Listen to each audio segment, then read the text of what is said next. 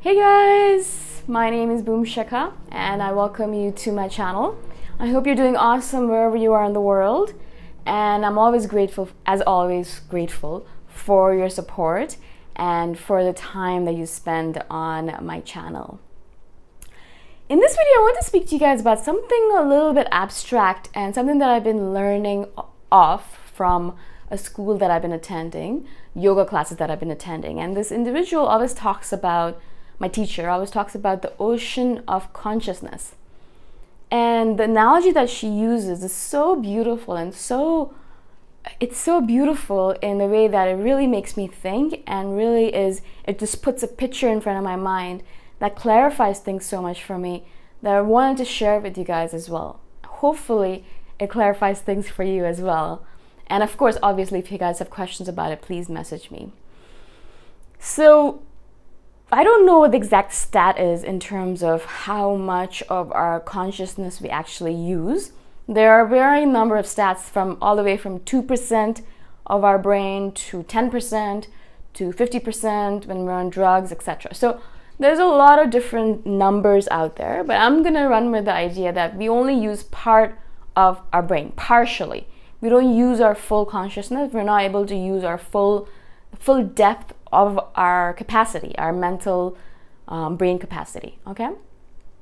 And so if you think of it as a topsoil of the earth, there's this little layer that, is the topsoil. That's the little baby layer that we can plant seeds into and we can grow things on.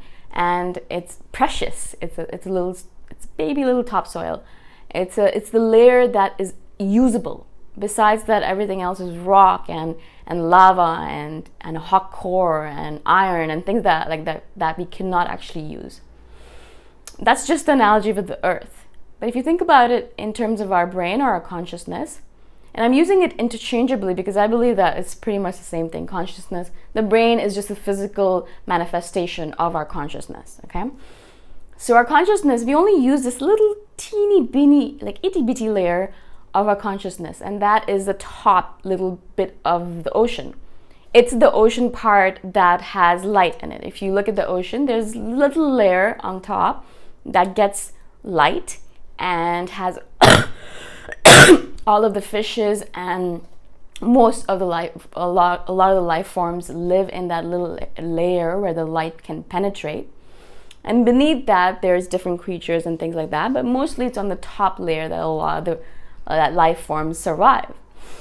And so that little layer of our consciousness, right, that little itty bitty layer is the one that we use on a daily basis. I'm using it right now to have a conversation with you guys, and you're using it in order to live your daily lives, in order to move through the world, have conversations and learn things and buy things and all of the things that we need to do as a human being.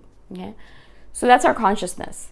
And the majority of our brain or our consciousness is the subconscious or the unconscious, right? And that's the 98%. So the little bit of layer, the 2% or 5%, whatever you want to call it, that top layer of it, that is our conscious mind, our consciousness. And that's the part that we have access to on a daily, regular basis. That's the one that we use. And then there's this huge chunk, 98, 95% of it that is not used, technically not used consciously, but it is unconscious. It means that it's still there. It's storing all these little bits of information about us. It has a lot of data. It has a lot of capacity. But as we're not able to access it, we don't really think much about it, except when we're dreaming, perhaps. And it comes up with all these stories and ideas for us. That's why dream work is such an important part of accessing your unconscious, okay? So the ocean of consciousness, usually when spiritual texts are talking about consciousness, they think of it, or they refer to it as the ocean, right? And there's obviously the top layer, as I said, that has access to light. That's the consciousness. And then there's the unconscious. And that's the deeper layers of the ocean. That's all of the deep layers, all the way down to the ground, to the surface, to the bottom surface of the ocean. And that's really deep. I mean, you can go on forever, keep on swimming down and down and down.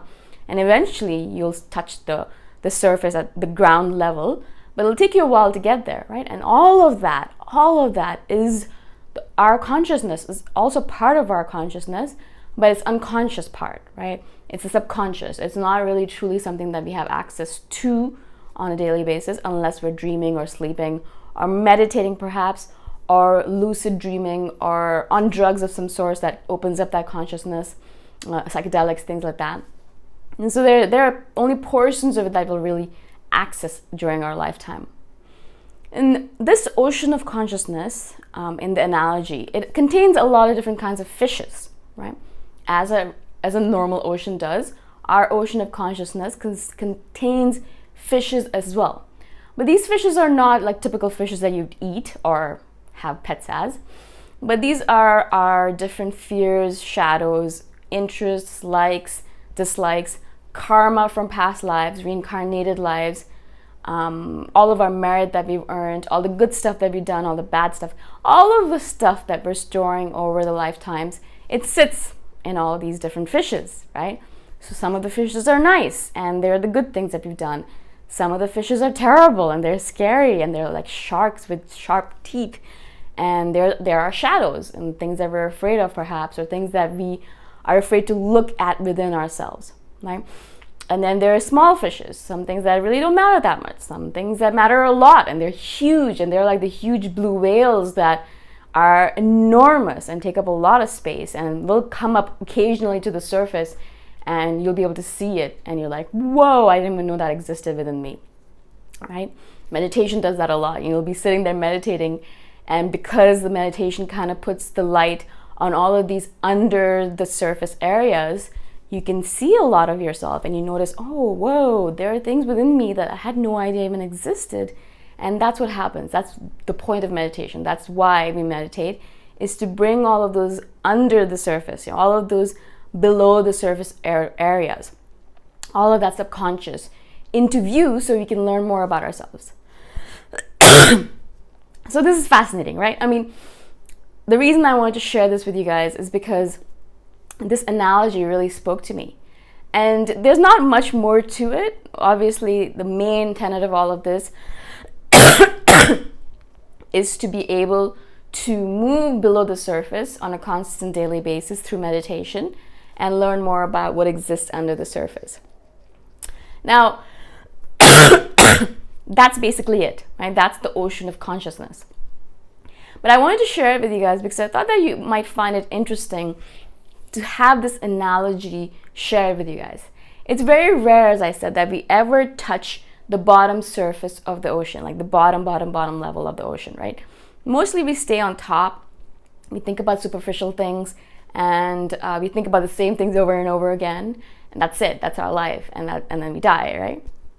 Sometimes if we go a little bit further, we'll touch maybe a few layers below the superficial layer, but that's it. We don't go further beyond that.